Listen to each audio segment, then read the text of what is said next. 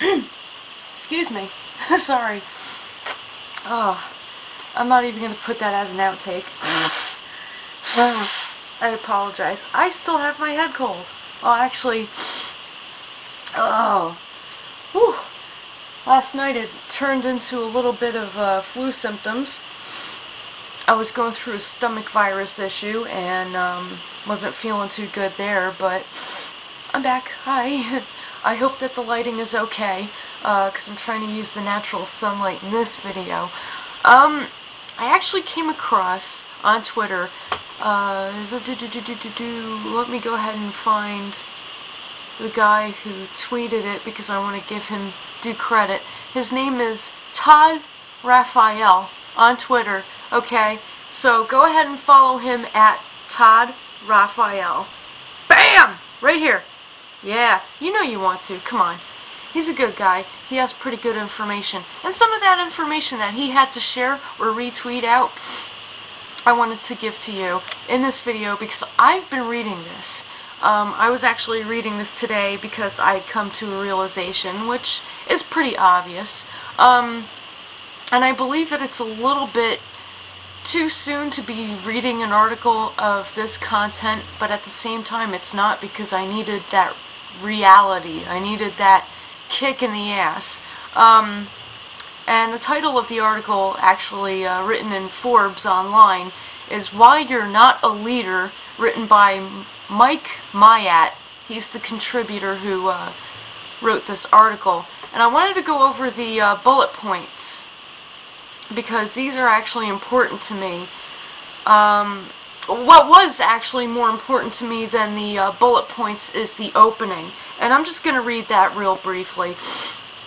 It states, "Everybody thinks they're a leader. Most are far from it. The harsh reality is, we live in a world awash with wannabe leaders. As much as some don't want to admit it, not everyone can or should become a leader. Or maybe isn't at the time. Simply, yes, I ad-lib. Simply desiring to be a leader doesn't mean a person has the character, skill, and courage necessary to be a leader." Ouch. If you think you're a leader but haven't been recognized as such, you have a problem. This is where I'm at. And I can see why, because I'm starting all over again, so it's going to happen to me. Either you're incorrect in your self-assessment. True, I am incorrect in my self-assessment because I'm starting all over again. Or those you report to don't recognize your talent. That's if you have a job. Here's the good news. Here's the good news. Handled correctly, either scenario can be resolved if you are willing to do some work. Some work?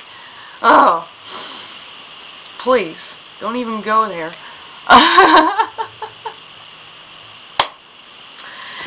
It's really amazing, because I think back to the last time that I was self-employed full-time, and I made it to somewhat the leadership status. Not completely. Somewhat. I still had a lot of work to do. At best, I was a knowledgeable consultant who was able to provide services. And that's how I started. And that's how I'm going to start again.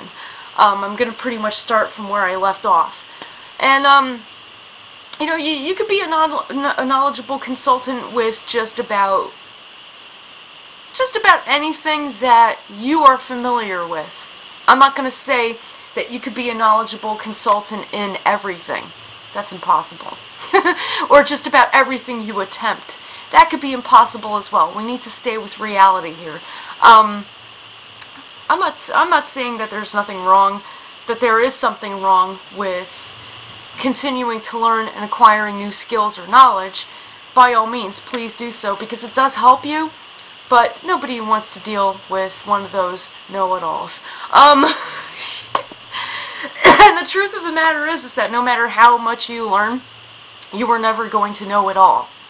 Alright? Well, before I move on to the bullet points, I wanted to finish what I was saying. And basically what I was saying is that when you are a consultant who is knowledgeable about a topic or something, you could be knowledgeable about iPhones, you could be knowledgeable about community writing platforms. Hey, There's nothing wrong with that. Some people do write for a living. I don't, but some people do. And I find that I learn a lot from them. You can be knowledgeable in market research survey panels. Bazinga! Yeah, that's me! That's me! I am definitely knowledgeable in market research survey panels. And what I mean is basically panels in which you participate in order to give your opinion about politics, about products, about service, the general marketplace, and the core value that it brings to people's lives. I like to do that. I've been literally doing that now since 2006. It's 2013. Yeah, that's 7 years that I have been participating in market research survey panels, and I'm proud to say that.